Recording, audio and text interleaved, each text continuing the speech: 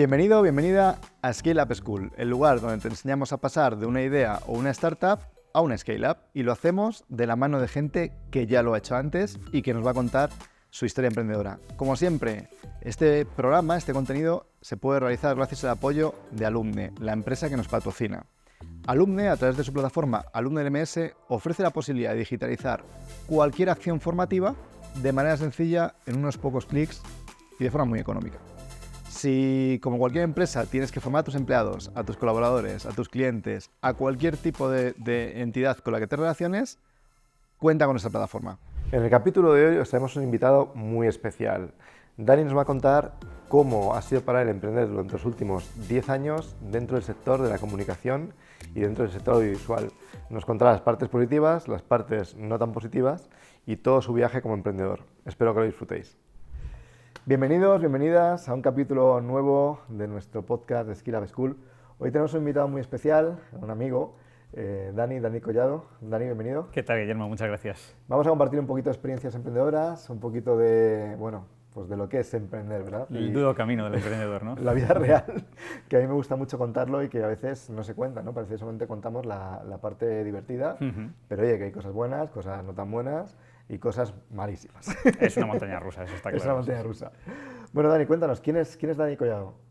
Pues Dani Collado es un fanático de la comunicación, a mí me hace gracia decir comunicólogo, ¿no? Pero bueno, sí, es licenciado en comunicación audiovisual, experto en cuestiones de doblaje, traducción, ahora haciendo mi doctorado en inteligencia artificial, aplicada a la producción audiovisual corporativa concretamente, que ha sido siempre mi pasión. Es decir, yo empecé con 20 años prácticamente a trabajar en el mundo de la producción audiovisual corporativa y no he sido capaz de salir de ahí. Ahora que soy profesor en la universidad tengo alumnos que me dicen me encantaría estar en Netflix, ficción y demás, y yo digo, a mí me apasiona esto, o sea, me mola contar historias y me mola contar historias de empresas, ¿no? No es lo habitual, porque no es la lo gente habitual. de producción les gusta más, oye, pues me quiero ir a hacer cine, hacer... Claro, televisión, sí, o ficción para televisión, lo que sea. Pero a mí es un mundo que me parece que quizá está muy por descubrir para los jóvenes estudiantes de comunicación audiovisual, por ejemplo, y es apasionante, es muy bonito. Hay miles de historias dentro de cada empresa, sí, verdad. Tanto hacia adentro, ¿no? En lo que es la comunicación corporativa interna, como hacia afuera, en la parte más de comunicación y marketing. Ahora lo hablábamos antes off the record, redes sociales, sí, y demás, las empresas no comunican como hace, bueno, yo empecé hace 20 años prácticamente y ha cambiado esto muchísimo, ¿no? Uf, la es interacción que hay ahora. Ha sido una locura en todos los sentidos, ¿no? Social media, toda la parte de redes sociales, es una locura. Y me acuerdo cuando empezamos nosotros la carrera no existía Facebook. Claro. Y tampoco somos tan mayores. Ya, yo lo digo muchas veces en clase, digo, no, porque en tiempos en los que no existía YouTube, ¿cómo no va a existir YouTube, profe? Digo, efectivamente, soy un señor mayor ya. Pero claro, es un trabajo, a ver, yo lo digo como en todos los sectores, cuando un doctor te dice yo tengo que estar constantemente formándome, ¿no? Y en todos los sectores al final, en el tecnológico y en el de la comunicación igual, es decir, hay ciertas cuestiones que no variarán jamás, pero y sobre todo, y por ahí va mi tesis actual, ¿no? Cómo está cambiando este mundo de la comunicación corporativa, que se ha democratizado mucho, que es mucho más fácil producir, que, digamos, es más barata la inversión que tienes que hacer. Sin duda.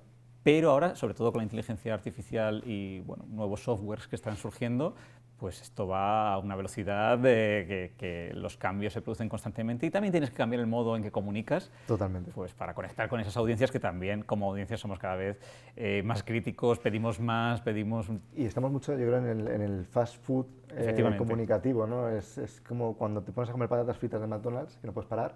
Hoy en día te pones a consumir contenido y no puedes parar, ¿no? Y aunque estemos saturados, es decir, siempre se da esa infoxicación, ¿no? Sí. De que hay información por todos lados, muchas veces estás scrolleando, no sabes lo que estás consumiendo, consumiendo, que estás viendo, pero necesitas consumiendo. que el cerebro esté un poco aturdido, ¿no? Sí. Entonces, bueno, es interesante ver cómo, sobre todo desde esta perspectiva de las empresas y las corporaciones, cómo podemos comunicar para llegar a esa gente que está aturdida, que está infoxicada, conectar con ellos, sean tus empleados, sean tus clientes.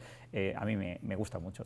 Y ese es un poco Dani Collado. ¿Y cómo acabaste por entrando por este mundo, ¿no? Es decir, cómo una persona pues eso, con un perfil pues, creativo, ¿no? Audiovisual, dice, me voy a dedicar a la comunicación corporativa en lugar de irme a lo típico, que es eso, el mundo del cine, la tele. ¿Cómo te dio por ahí? Bueno, yo empecé en el mundo del doblaje, tanto en la parte, digamos, más artística como en la parte de la producción, y de hecho incluso trabajé en un departamento de arquitectura de DVDs, que esto ya no... Pero bueno, yo era de aquellas personas que construían todos esos menús interactivos de los DVDs, luego de los Blu-rays, y digamos que por un poco ese perfil técnico acabé entrando en una empresa que se dedicaba efectivamente a esta parte de producción audiovisual corporativa, trabajaba con Canon, con Coca-Cola, con Caja Madrid, ya, Bankia, todas difuntas, ¿no? Desaparecidas, reabsorbidas, reconvertidas, pero bueno, empresas grandes que al final, bueno, hacíamos, por ejemplo, mucha producción interna para formación con Coca-Cola, iba por ahí la cosa, y a mí aquello me apasionó porque al final, este caso en concreto, ¿no? Al final estábamos produciendo pequeñas píldoras casi de ficción, ¿no? Roleplays de cómo los comerciales tenían que llegar a un bar, a un restaurante, a vender el nuevo formato de botella PET de no sé qué, y a mí aquello dije, oye, esto es muy divertido, es decir, esto es una manera de comunicar y luego hay un mensaje diferente, es verdad, no es una serie de televisión, no es una película, pero me parece que está conectando dos mundos que me empiezan a apasionar, ¿no? Yo creo que en mi vida hay dos etapas, la de currante, realizador, productor, animador, porque luego ahí también empecé a hacer motion graphics y demás.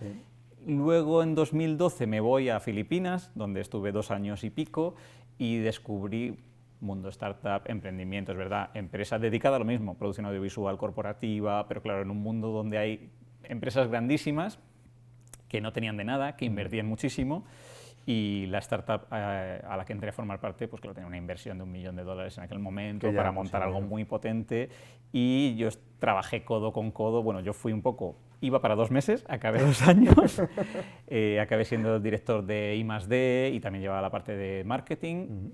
Eso ya en el último año. El primer año fue más montar todos los platos, formar a todos los trabajadores, luego dirigir equipos, dirigir proyectos, y la verdad es que ahí me di cuenta también de la parte un poco del espíritu emprendedor, ¿no? Yo siempre lo diré, soy un mal emprendedor en la parte administrativa, en la parte de captación de clientes, claro, pero la gestión de proyectos, el coordinar equipos, el formar a la gente y el sacar adelante todos esos proyectos, a mí eso me apasiona.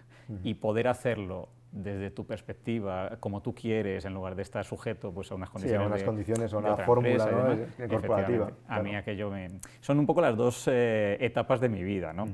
Cuando vuelvo de Filipinas tengo la ocasión de montar una empresa que surgió como eso, como una factoría audiovisual, que luego es verdad que fue expandiéndose, implementando también la parte tecnológica, porque yo creo que hay una fusión muy interesante en lo que es comunicación, no todo es audiovisual, también la parte tecnológica, justo lo que comentabas tú. Ahora ya todo son redes sociales, plataformas. Es así. Ha cambiado, y bueno, han sido 10 años de travesía muy divertida, la verdad, donde ha habido grandes aprendizajes, momentos buenos, momentos malos. Y bueno, esta etapa, digamos, que se ha acabado recientemente, vuelvo a ser un asalariado, pero con la capacidad de poder hacer desarrollo de negocio, ¿no? Y de estar cómodo. La vida bastante valorado, por cierto, porque son perfiles muy complicados. O sea, generalmente encontrar perfiles que puedas también meter en tu empresa ya como empresario, ¿no? Que tengan la experiencia de pasar por todo el ciclo, de haber tenido su empresa, no es un perfil fácil de encontrar, y seguro que ahora es algo que tendrás estupendamente bien en tu día a día profesional, ¿no? Te da otra madurez, te da otra perspectiva, otra humildad también, podemos decir. Es decir, cuando pasas por, pues en este caso, un bagaje de prácticamente 20 años trabajando en diferentes roles. Efectivamente, roles, y bueno, pues todo ese aprendizaje lo puedes volcar con humildad en otra empresa. Yo creo que cuesta encontrar gente así, ¿no? Y lo digo con el sombrero de emprendedor, costaba encontrar gente un poco alineada contigo en esas lides, y ahora que yo estoy del otro lado, pues se aprecia mucho. Yo sé que mis jefes lo aprecian mucho y me dan también esa libertad, ¿no? De decir, oye, vamos a aprovechar tu expertise. Un intraemprendimiento, entre comillas. Efectivamente, es un intraemprendimiento, porque yo ahora trabajo en una empresa que forma parte de un grupo de empresas, y no solo tenemos nuestra propia cartera de clientes, sino que damos servicio al grupo, y eso es muy divertido porque nos dejan hacer, deshacer, ser creativos, experimentar. La verdad es que eso sí que es muy sí que está muy bien. Cuéntanos un poquito más de tu experiencia allí en Filipinas. ¿Cómo te da por hacer ese cambio y irte a la otra punta del mundo y empezar a intentar trabajar en una startup, sí, de tu sector, pero que al final es algo que no tiene, entre comillas, nada que ver, en lugar de decir, oye, me quedo aquí en España, seguro, tranquilo, me voy a ir al otro lado del mundo. ¿Cómo te pasa eso por la cabeza? Bueno, lo primero yo creo que me pasó por la cabeza fue, ostras, me iba a ir a Berlín de Erasmus, no me fui. Punto número 2, me salió un posible trabajo en Canadá, este sí en el entorno del mundo del doblaje y la localización de videojuegos, que era un poco mi foco en aquel entonces, sí. Pasé 6 entrevistas, lo saqué todo con nota y tal, y luego en el último momento me eché para atrás, porque dices, tengo aquí una vida, una pareja, bueno. Entonces, cuando surge la oportunidad de irme a Filipinas, que también es verdad que iba a ser 2 semanas, luego un mes, luego 2, digo, venga, yo me lanzo, es una experiencia, creo que hay que pasar por ella, hay que aprender, cuántas veces tienes la posibilidad de irte al otro lado del mundo, conocer otra cultura y además pues desarrollar un poco tu expertise y, bueno, aportar algo. Lo que no sabía es que esos 2 meses se iban a convertir en 3, 4, 5, volví a los 6 meses. También es verdad que yo tenía unas condiciones un poco complicadas en la empresa en la que estaba, que es la empresa que realmente iba a asociarse con la empresa filipina, luego salió digamos, de aquella fórmula, y a mí la empresa filipina me da la oportunidad de quedarme allí. Dijeron, Dani, has formado a la gente, nos has ayudado a montar los platos, conoces el equipo, conoces los clientes, ¿te quieres quedar? Al final, no podías decir que no. Claro, yo decía, bueno, pues hablé con mi pareja, ¿no?, en el apartado de vida más íntima y dijimos, perfecto, vamos a probar suerte allí. Bueno, yo estuve 1 año y pico solo primero y luego ella vino a compartir espacio conmigo. ¿No? O sea, cuando te lanzas a hacer las aventuras. Claro, cuando tienes 26, 27 tienes esas opciones también, todavía no has construido tu vida, no te has asentado mucho, pero bueno, siempre hay tiempo para poder darle un giro a tu vida y la verdad es que a mí aquello me enriquecía tanto, Guillermo, el poder, yo estaba aprendiendo constantemente y es lo que te digo, pasé de ser un simple diseñador y un simple realizador a de repente empezar a tocar otras cosas, presupuestos, clientes, tuve un mentor, yo siempre me quejaba de yo no he tenido un mentor en la vida, ¿no? Es decir, donde he entrado y como tenía ciertos skills me han puesto a currar, pero desde las prácticas de la universidad, que estaba de guionista, de productor, de tal. Ah, pues como vienes aprendido, fantástico, ¿no? Y de repente allí tuve a André Yap, que era el CEO de esta startup, y pues vio algo en mí y me empezó a llevar a todas las reuniones con grandes clientes, grandes cuentas, a ponerme ahí solo ante el peligro. Y es como se aprende realmente. Sí, además. Ahí te curtes, es decir, claro, o sobrevives o caes estrepitosamente y no solo sobreviví, sino que aquello me empezó a gustar mucho. Es lo que te digo, a lo mejor no desarrollo en mí el espíritu emprendedor 100% de, ostras, me gusta la parte de... la parte inversora, efectivamente, que es un poco la que siempre se muestra, ¿no? Cuando dicen, el emprendedor, pero creo que el espíritu emprendedor tiene distintos perfiles y hay gente que...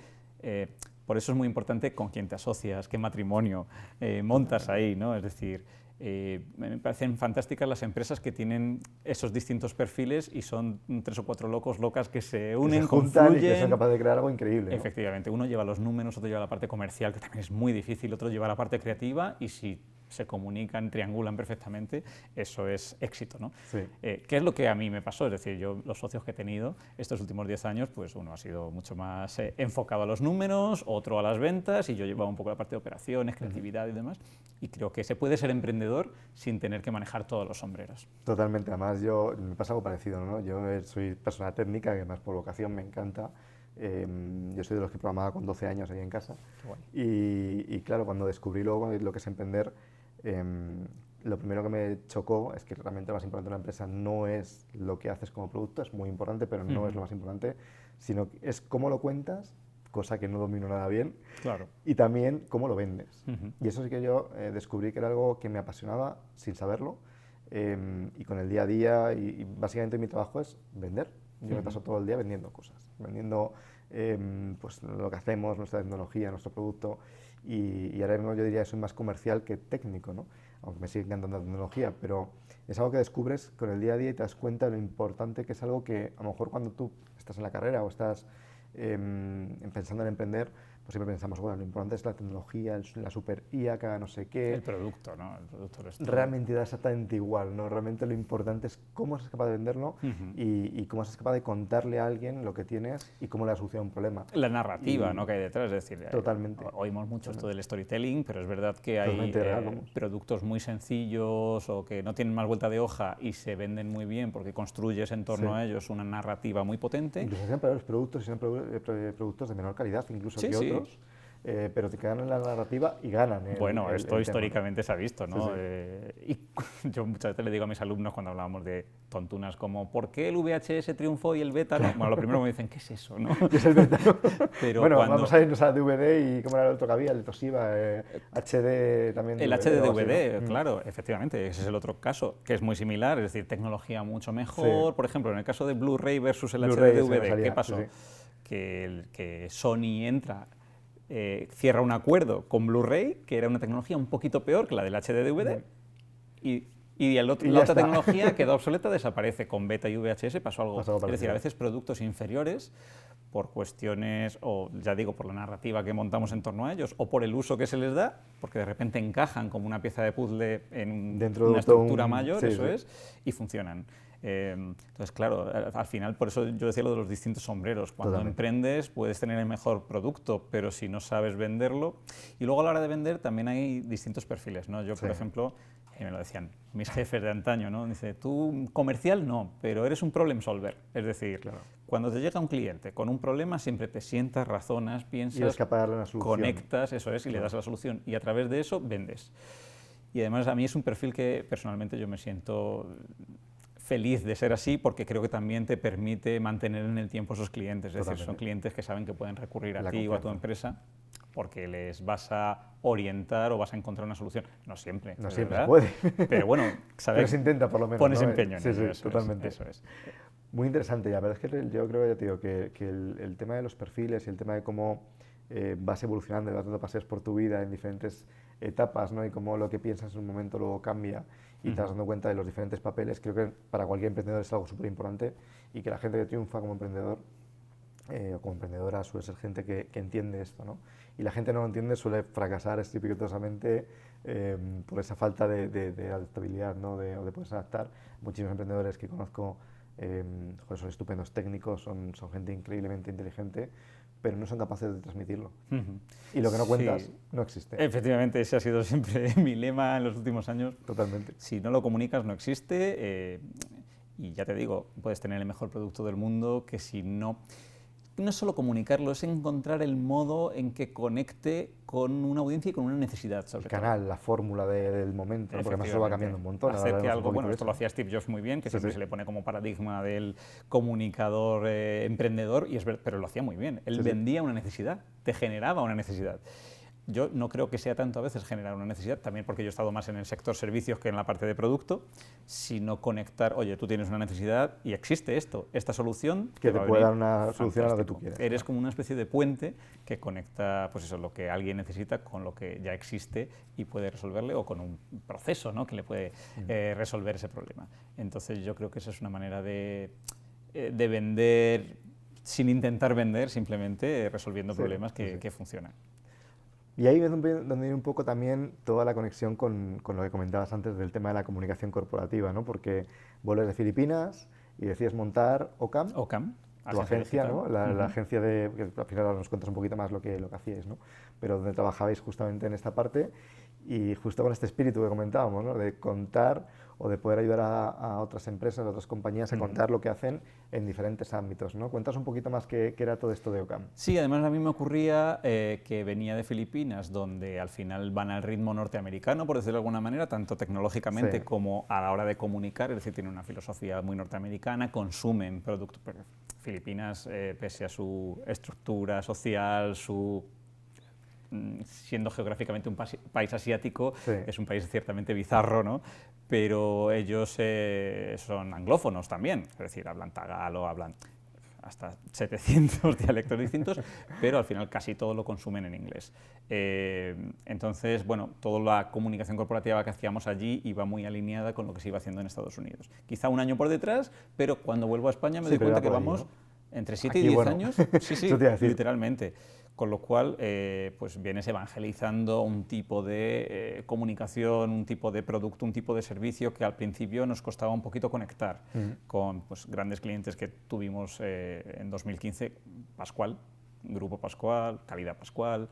Pues yo venía con un proyecto de generar formatos televisivos para comunicar dentro de una empresa que no lo veían, ¿no? Porque estaban en otro momento, estaban en hacer piezas para redes sociales, para Facebook, piecitas para Facebook, porque es lo que la gente tal, porque es como vendemos, es como comunicamos. Y Pascual es una empresa bastante innovadora dentro Totalmente, de totalmente. Además, precisamente entramos a través de, en aquel entonces no sé si era innovación o innovación disruptiva, algo así, el departamento, con lo cual muy bien, porque tenían la mente abierta, pero no podías pasarte de frenada, es decir, tenías que adaptarte un poco a las estrategias que ellos tenían planteadas, obviamente.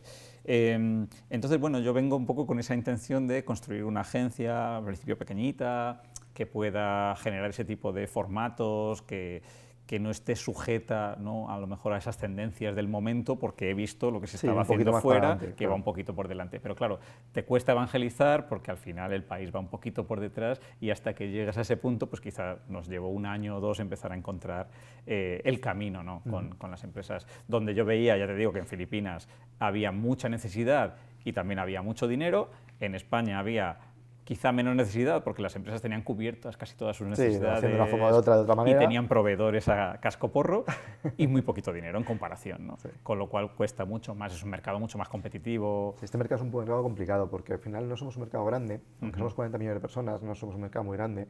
El mercado B2B en España está dominado por pymes, todos lo sabemos, que son empresas que están muy bien, pero o que estamos muy bien, 99% del tejido empresarial español. No tenemos presupuesto para nada, ¿no? Entonces, cuesta mucho vender cuando no es algo que tenga una repercusión directa en la cuenta de resultados.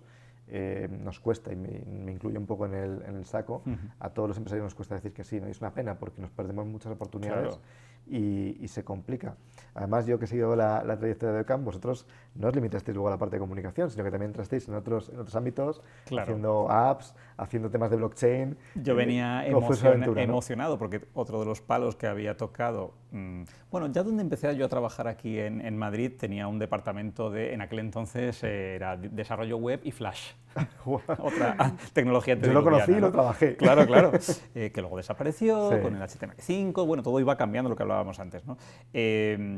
En Filipinas vuelvo a ver que la parte de la rama tecnológica está muy en consonancia con lo que son las nuevas tendencias de la comunicación. No todo es producción audiovisual pura y dura, sino que la parte multimedia, que es un concepto que, mira que yo imparto diseño y creación multimedia en la universidad, siempre les digo, esto suena viejuno también. Sí, suena un poco ya. Pero eran los años del multimedia todavía, 2008, 2009, 2010, aquellos años, con lo cual cuando monto Ocam, intento también captar esa pata tecnológica. Parte, ¿no? Claro. Nosotros arrancamos en un coworking, como todo buen emprendedor, es garaje o coworking, y allí conocí al que ha sido mi socio los últimos años, que él era desarrollador Android, fundamentalmente, joven, inquieto, con mentalidad de, oye, también veía que como que le faltaba algo, ¿no? Porque él la parte de desarrollo la llevaba muy bien, pero por ejemplo la parte de user experience...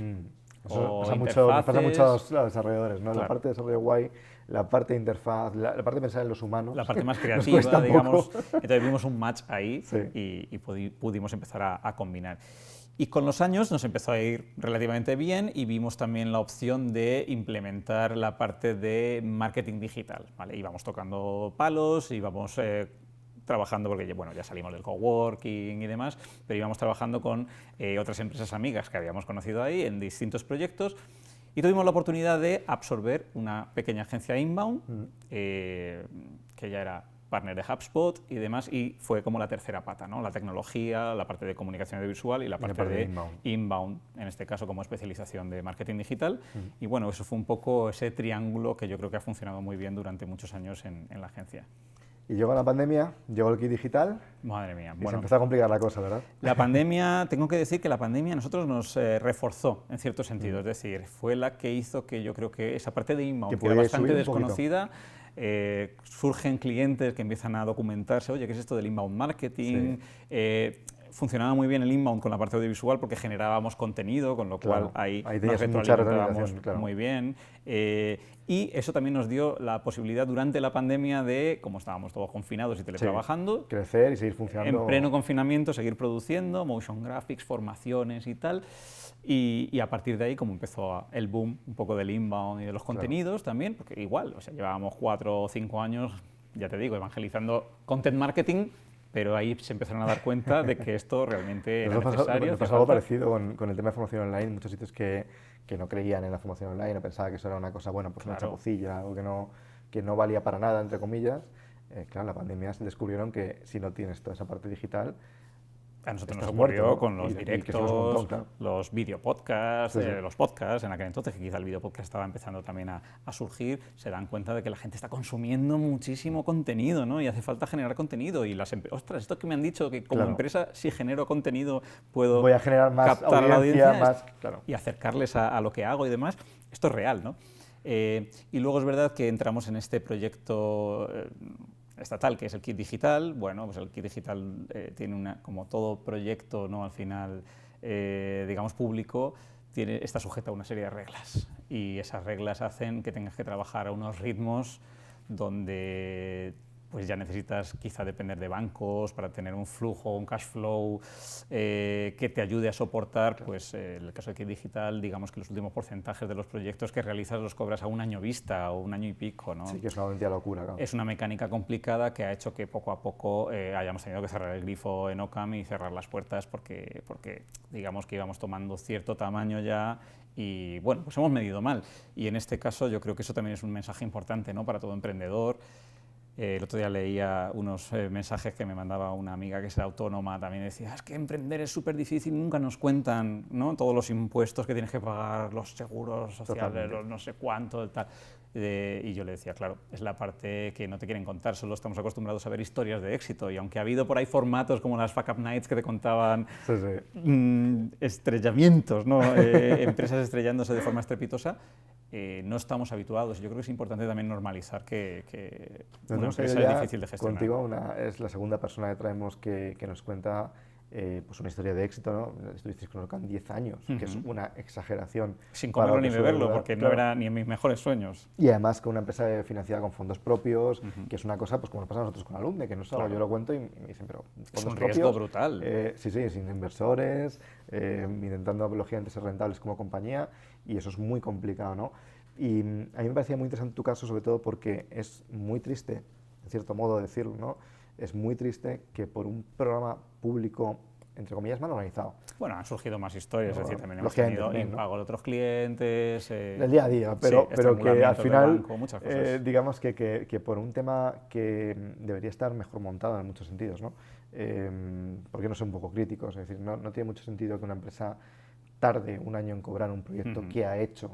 Es que debería ser incluso al revés. Oye, primero cóbralo y en todo caso, después de justificarlo, si algo está mal, pues oye, entramos a discutirlo, lo puede recuperar el Estado o lo que sea, pero que un negocio que es rentable, que es sólido, que puede estar X años, que termine teniendo un problema por esto, yo creo que es una pena. No sé qué opinarás tú como país, pero yo creo que como país, para hablar del kit digital deberíamos hacer un programa de 5 horas, ya, ¿no? Porque seguramente. efectivamente son los fondos Next Generation europeos, incluso se ha prolongado un año más en las fases, digamos, del kit digital que iban enfocadas sobre todo a la parte de pymes y demás, pues porque sobraban fondos, porque no se estaban es complicado de pedir, es complicado de ejecutar. Es complicadísimo de pedir, lleva unos plazos.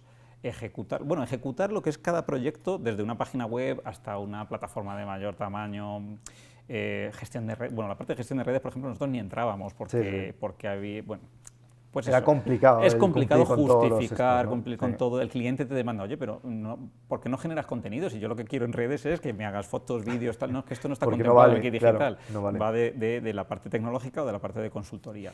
Ahora tienen el kit consulting, que además son unas cifras desproporcionadas, efectivamente, pero claro, ya tiene esas cuestiones no un poco burocráticas administrativas que yo creo que son complicados. Es decir, me parece bien que la persona que se beneficia al final del producto lo consiga en su momento, pero que el agente digitalizador tarde un año en cobrar el 100% de ese Yo es que proyecto. incluso diría que es un distorsionador del mercado, porque confundes al consumidor, en este caso al cliente, que sería la empresa, porque entiende que es gratis, hay un kit digital, es gratis, que eso nos pasa mucho a nosotros en formación. Claro, En claro. formación ya ha pasado toda la vida con el tema de Fundae. La gente en Fundae, el tema de la formación bonificada o tripartita, lo han llamado de muchas formas, claro, asocian las empresas como que formar a sus empleados es gratis, lo cual es mentira porque lo están pagando, obviamente, no, nunca es gratis. Lo que pasa es que está bonificado, como dice la propia frase, ¿no? El propio nombre de la formación. Pero lo que ocurre es que, claro, eso lo que hace es que distorsiona el mercado, hace que la formación, al estar bonificada, pues no quieran gastarse dinero en invertir en cosas nuevas, Claro. que muchas veces ni siquiera entran dentro del propio esquema de bonificado. Aquí pasaba un poco parecido, ¿no? Es decir, terminas haciendo cosas que a lo mejor no hacen falta a alguien Es una intervención porque del encajaba mercado. bien en el kit, ¿no? Y es una pena. Claro. O sea, es una Bueno, cosa y aquí que ha habido de distorsiona. todo, desde empresas que han hecho un poco por lo bajini, ¿no? Pues sí, yo cobro el kit, pero sí que te hago, pues hago es luego un no producto sé qué. audiovisual, pero lo justifico de otra manera, que luego eso es un... O sea, Es un marrón, luego tienen es un problemas, marrón, claro. efectivamente, es un Sí, sí. marrón importante.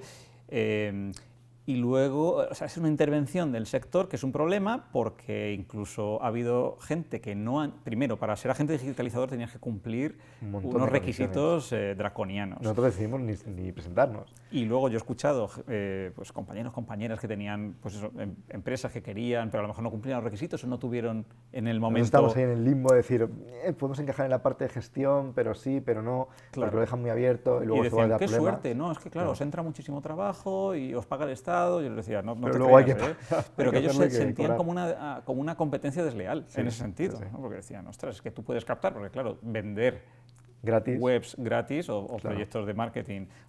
Y yo decía, no, que es que no Pero es, luego no viene es la así, realidad. es gratis, bueno, sí, para Para el ellos cliente sí, final es gratis. Que luego tienes que pelear mucho con él, sobre todo autónomos y pymes, Sí. persíguelos, búscalos para que también firmen toda la documentación, la Totalmente. presenten, se suba, todo eso ralentiza mucho los procesos. Yo creo que no estaba preparado este país Para lo que vino, ¿no? para lo que vino, efectivamente. Bueno, y terminas la historia termina, entre comillas, ¿no? Hasta donde hemos llegado con el cierre de Ocam, ¿no? Entiendo que es una experiencia realmente muy complicada, tanto a nivel personal como profesional. Es ¿no? perder yo sé que suena muy duro decir un hijo, pero bueno, cuando estás implicado 24/7 al 200% en un proyecto durante 10 años, pues lo sientes así, ¿no? Es así, es así. ¿Qué aprendizaje crees que podríamos compartir con la persona que nos está viendo, las personas que nos están escuchando, para que ellos también se lleven algo de decir, bueno, pues está guay conocer esto antes de lanzarme o ahora que estoy emprendiendo, ¿no? Para que, oye, pues para que no les pase a ellos, ¿no? ¿Qué crees que podríamos compartir con ellos? Pues yo creo que a nivel de gestión de la empresa, creo que soy una persona que en mi caso ha arriesgado, pero siempre he medido muy bien el riesgo. Es decir, yo creo que es importantísimo porque, fíjate, considero que nos hemos dejado la piel en Ocam, hemos trabajado mirando, podremos haber hecho cosas un poquito mejor, un poquito peor, porque nadie viene aprendido y vas aprendiendo sobre la marcha. Es así. Pero que nos hemos dejado la piel y hemos puesto toda nuestra voluntad, ¿no? Que hemos creído en nuestro proyecto y lo hemos intentado todo por sacar adelante ese proyecto, aún así mides el riesgo. Creo que eso es importante porque hay gente que se lanza y... Hasta el infinito. Si intentando hacerlo todo bien y dándolo todo, un proyecto puede fracasar por estrangulamiento. ¿Cuántas veces hemos escuchado de muerte por éxito? No, es así. O sea, que hay proyectos que facturan muchísimo y de repente un pequeño cambio en el esquema hace que toda la bola de nieve pues, estalle de alguna manera, efectivamente. Entonces, medir muy bien el riesgo, mirarlo todo siempre con lupa, seguir dejándose la piel y luego quizá el mayor aprendizaje lo he sentido a nivel personal, es decir, que una empresa desaparezca es casi también como si lo otro lo equipara a un hijo, esto lo equipara a una... Muerte, ¿no? Bueno, sí, o a una relación sentimental, es decir, sobre todo de cara al personal, ¿no? La gente con la que trabajas, el equipo... por muy unidos que estés, yo he cometido el fallo, o sea, esto es un fallo personal, ¿no? Pero lo compartimos aquí para quien te implicas mucho emocionalmente y personalmente con tus empleados. Y sigo pensando que hay que hacerlo, de verdad, que hay que ser que el empresario Somos personas, no puede tener las barreras. No puede estar como si fuéramos robots, ¿no? Y al final compartes muchas horas, si compartes más horas que con tu familia muchas veces. Entonces es una cierta familia elegida la que tienes, sobre todo en una empresa, pues es un tamaño de 20, 30 personas, no estamos hablando de una empresa de 500, de 5.000 empleados, ¿no? Claro, donde no te conoces apenas. Pero bueno, ahí te puedes conocer con el equipo más de tu entorno, más cercano, con tu departamento y demás. Duele mucho cuando te das un poco de frente con la realidad de que luego cuando la situación se torna en un escenario negativo, complicado. Obviamente todo el mundo mira por sí mismo, por sus derechos, exige, aprieta y demás. Quizá esa parte personal es una... Dura, ¿no? Yo me he llevado ahí un aprendizaje importante, ¿no? De hasta dónde puedes dar, llegar o abrirte simplemente. Yo creo que por eso digo, hay que seguir abriéndose, yo creo que lo voy a seguir haciendo toda la vida, pero quizá en ciertos aspectos restringiré un poquito más la conexión emocional que pueda tener con compañeros, con empleados. Ese para mí ha sido uno de los mayores aprendizajes, el camino del emprendedor, del empresario, del autónomo, vayas solo o en equipo, es solitario, súper solitario. Es verdad. Tienes que, o sea, yo creo que hay que tomar esas decisiones y medir esos riesgos que comentaba antes desde la perspectiva de que en el peor de los casos vas a estar tú solo ante el peligro. Y lo que viene después, que puede ser muy, muy grave. Claro, y ahora ya puedo además, como esto es un aprendizaje continuo, ahora ya estoy aprendiendo de qué pasa cuando se cierra una empresa, ¿no? Cuáles son las consecuencias, los procedimientos. Bueno, pues esto aprieta pero no ahoga, como digo yo, pero es un proceso duro, es un duelo importante. Y que no nos cuentan, y que muchas veces lanzas a esto sin saber lo que puede suponer después. Claro. Yo entiendo que en una empresa, o sea, en una escuela de negocios seguramente, espero que traten este tema, ¿no? Te puedo decir por experiencia, yo además de estudiar informática, estudié administración de empresas, que se supone que deberían contar estas cosas, porque aunque es verdad que no es una escuela de negocios, es un nivel máster, pero sí es un nivel de estudios avanzado. En cuanto empiezas a aprender lo que es una empresa y cómo crearla, también deberías saber cómo cerrarla, ¿no? Entre comillas. Y se cuenta, pero no se cuenta la realidad, y es el nivel de implicación, lo que dices tú, personal, emocional, y luego económica y de responsabilidad, porque al final, cuando tú emprendes, claro, la gente siempre empieza en, oye, ganarás mucho dinero, genial, eres el dueño de algo que vale mucho dinero. Primero, no es así, generalmente no suele ser así. La mayor parte de la gente que emprende pues, sobrevive y tiene un salario pues, normal como cualquier otra persona. Y lo segundo es que tienes toda la responsabilidad.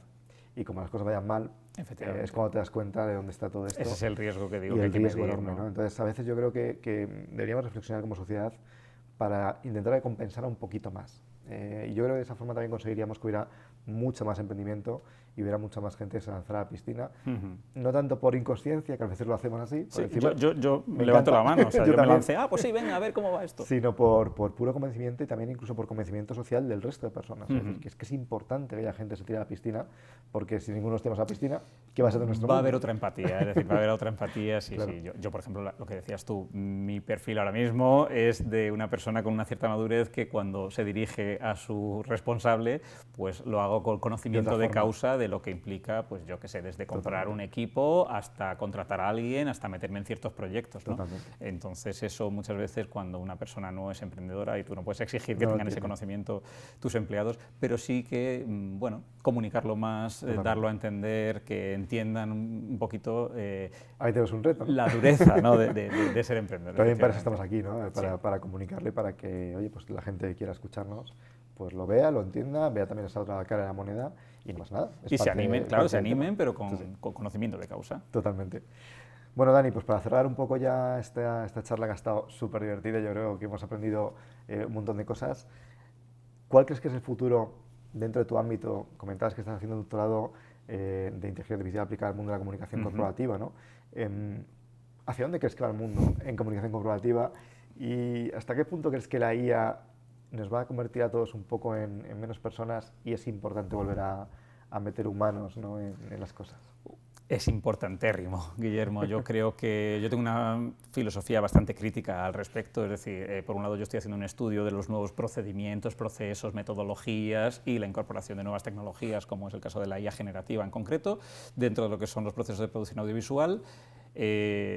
Una tesis dura 3 años, yo creo que lo que estoy escribiendo este año no va a ser válido para dentro de los próximos 2, porque de verdad esto evoluciona a una velocidad tremenda, pero digo que soy muy crítico porque yo soy, pues lo que te decía, es una persona muy abierta, que le gusta conectar, que le gusta la cercanía, que le gusta la comunicación humana. creo que la IA es ventajosa a muchísimos niveles, es decir, a nivel creativo y productivo está ayudando, claro. pero desde la ideación de ideas hasta la generación de ciertos contenidos, hasta la agilidad para, pues mira, vinculado a ese mundo del doblaje. Bueno, aquí va a haber también... Eso va a ser tremendo, ¿eh? Sí, eso va a ser tremendo. También lo que va a ocurrir con todo el mundo de los actores, actrices de doblaje, los ilustradores, ya está habiendo mucho conflicto a nivel creativo, ¿no? Pero el subtitulado lo agiliza mucho, por ejemplo, las traducciones, ¿no? Otro sector que también está... O sea, hay sectores que están siendo muy vapuleados por la inteligencia artificial. Creo que como ocurrió en la revolución industrial es importante adaptarse y es inevitable que vamos a tener que ser flexibles, adaptarnos. Habrá negocios que caerán pues por todo como cualquier innovación. Sí. Pero más allá de eso, pienso que no podemos volcarlo todo en la inteligencia artificial o en estas nuevas tecnologías. Y digo que soy muy crítico, pero también optimista en el sentido de que quizá va a haber una escisión en el mundo entre... Queremos cosas humanas, ¿no? Claro, lo que es todo va a ser plantilleable, automático, sota, caballo y rey, generado por la IA, que al final, bueno, tiene mucha capacidad, ¿no?, para generar contenidos de lo más variopinto, pero fast no deja de content, ser que decíamos fast antes, food ¿no? content, efectivamente, y los que estamos dentro de este sector lo vemos con ojos pues mucho más analíticos en ese sentido. Claro. Y luego creo que va a haber, y a mí me encantaría que surgiese de verdad, el polo opuesto, el extremo, donde lo que queremos es que todo sea creado por humanos, Calidad. para humanos, con creatividad humana. Ya hay mucho conflicto, por ejemplo, también en el mundillo del cómic y la ilustración que mencionaba antes. Totalmente. Cada vez es más fácil generar imágenes mediante inteligencia artificial. Oye, los ilustradores están muy dolidos, ¿no? El propio Estado está tomando medidas para regular esto. Va a hacer falta una regulación y yo creo que a nivel de la comunicación también. Es decir, ciertas cuestiones se regularán, pero yo de verdad abogo y animo a las empresas a que utilicen la tecnología para agilizar procesos y para ser más eficientes, pero no perdamos es decir, potenciemos incluso el factor humano. Que que se creen podcast, videopodcast, que le veamos las caras, que escuchemos las voces de la gente. Que sean reales. Claro, tú ahora coges, efectivamente, o sea, generar un podcast ahora es súper fácil. Sí. Vamos, le introduces, creas un buen pequeño prompt, y te hace lo que quieras. 4 contenidos y te genera un podcast con una voz clonada, idioma, maravilloso, muy bueno, efectivamente. Sí. Pero si yo puedo ver al director de innovación de mi empresa contándome cuáles son los nuevos planes que tiene para los próximos 5 años desde un punto, una perspectiva... un café, como si tuviera un café con él. Efectivamente, a mí eso creo que me acerca mucho más a mi empresa, ¿no?, en este sentido. Totalmente. Entonces, bueno, yo creo que deberíamos ir por eso. Hagamos uso de la tecnología, que nos ayude en todos nuestros procesos, pero no perdamos nuestro lado más humano, que al final es lo que enriquece, digamos, es lo que aporta valor. Totalmente. Pues cerramos un poquito, Dani, si te parece, con esta conclusión, el no perder el lado humano, aunque estemos en un mundo dominado por la IA, y yo creo que esto va a ser un poco el futuro, ¿no? Y estoy totalmente de acuerdo contigo. Yo creo que es un tema que además espero que podamos volver a hablar en algún capítulo futuro. Ojalá. Junto con algunos otros proyectos que nos dejaron en el tintero, los que tú llevas, ¿no?, como tu Freaky Pills, que a mí me encanta. Sí, y alguna cosa más. Comunicar de otros temas, ¿no? Que lo publicaremos incluso para que te puedan seguir pues en los comentarios de nuestro podcast. Y nada, espero que podamos compartir más ideas, nuevos proyectos y que sigamos avanzando. Genial, pues muchísimas gracias por este huequito y por poder compartirnos los aprendizajes que nos llevamos. Totalmente, compartiremos alguno más seguro. Y para vosotros, pues igual, os traeremos nuevos invitados tan interesantes como Dani en las próximas semanas y espero que disfrutéis de este podcast. Muchas gracias. Chao. Espero que hayas disfrutado de este contenido. Si quieres seguir haciendo que tu empresa crezca y que tu startup se transforme en una scale-up, no dejes de seguirnos, que traeremos nuevos contenidos y nuevos emprendedores y emprendedoras muy interesantes. Como siempre, este contenido ha sido gracias al apoyo de Alumne y nuevamente animarte a que nos sigas en todas nuestras redes sociales para estar al día de todo lo que vayamos lanzando en Scale Up School. Te esperamos.